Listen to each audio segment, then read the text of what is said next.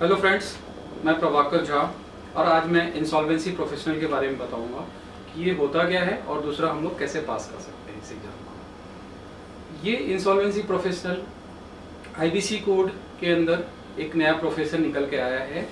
इसका regulator IBBI है और आईबीबीआई ही लाइसेंस देता है इंसॉल्वेंसी प्रोफेशनल के लिए।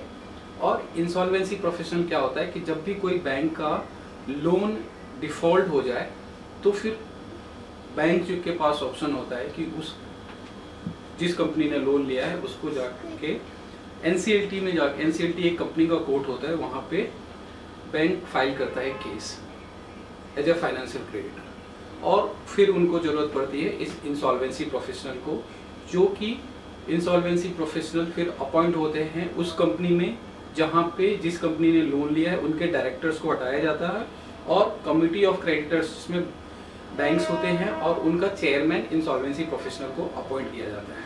तो इन शॉर्ट इंसॉल्वेंसी प्रोफेशनल एक क्वालिफिकेशन है जो कि एक एग्जाम देने के बाद आपको आईबीबीआई देता है। और इंसॉल्वेंसी प्रोफेशनल का बहुत सारा रोल है, इस छोटे से वीडियो में कवर नहीं होगा। आपको डिटेल चाहिए तो आप मेरे को लिंक डिस्क्रिप्शन में मिलेगा, आप मेरे को कॉन्टैक्ट कर सकते हो तो मैं आपको और डिटेल से बता सकता हूँ। दूसरा, हम कैसे बन सकते हैं। तो इंसॉल्वेंसी प्रोफेशनल जो है वो एक लिमिटेड इंसॉल्वेंसी का एग्जाम होता है जो कि आईबीबीआई के वेबसाइट पे आपको डिटेल्स मिलेगा। और मैंने कहा ही है कि आपको और भी डिटेल्स चाहिए तो आप मेरे से कांटेक्ट कर सकते हैं।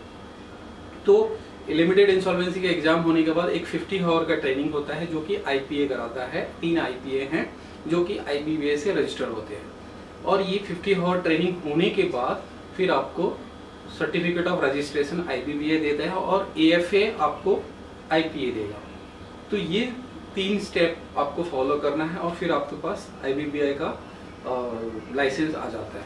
नाउ कौन एलिजिबल होते हैं, ये इंसॉल्वेंसी प्रोफेशनल है किसके लिए? क्या सभी लोग एलिजिबल होंगे?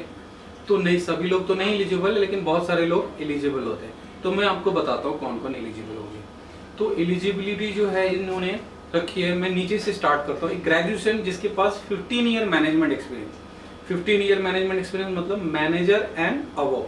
अगर आप कोई भी कंपनी में मैनेजर के पद या उससे ऊपर के पद पे हो और 15 साल का एक्सपीरियंस है, देन आपको कंसिडर किया जाएगा मैनेजमेंट एक्सपीरियंस।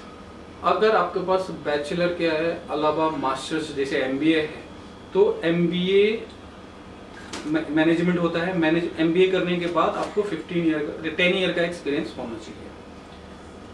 आपके पास अगर ये भी नहीं है तो तीसरा ऑप्शन आता है आपके पास सीए, सीएस या सीएमए। ये तीनों में से कोई एक भी है प्लस 10 साल का एक्सपीरियंस।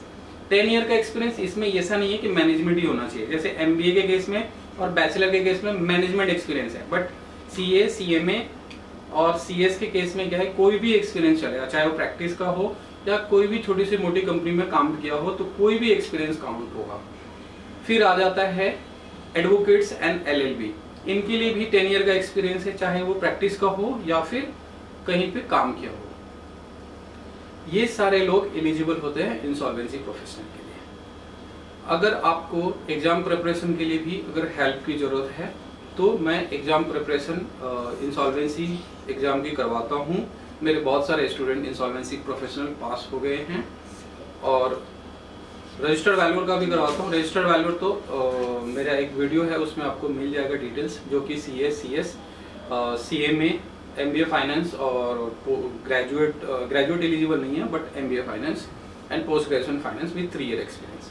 दूसरा जो इंजीनियर्स भी एलिजिबल होते हैं, civil engineers and mechanical engineer with 5 year experience. अगर मास्टर्स है तो उनके लिए 3 ईयर का एक्सपीरियंस है। तो आपको ये भी डिटेल्स मिल जाएगा।